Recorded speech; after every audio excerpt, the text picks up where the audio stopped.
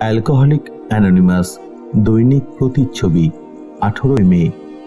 নিজের মতো হওয়ার স্বাধীনতা। উন্নতির এই পর্যায়ে পৌঁছলে আমরা যদি এটুকু কষ্ট করি তাহলে অর্ধেক পথ অতিক্রম করার আগেই আমরা আশ্চর্য হয়ে যাব। আমরা একটি নতুন স্বাধীনতা এবং একটি নতুন সুখের সন্ধান পেতে চলেছি। অ্যালকোহলিক অ্যানোনিমাস, পৃষ্ঠা নাম্বার 43। আমার প্রথম প্রকৃত স্বাধীনতা হলো আজকের দিনে আমার প্রথমবার মদ না খাওয়া।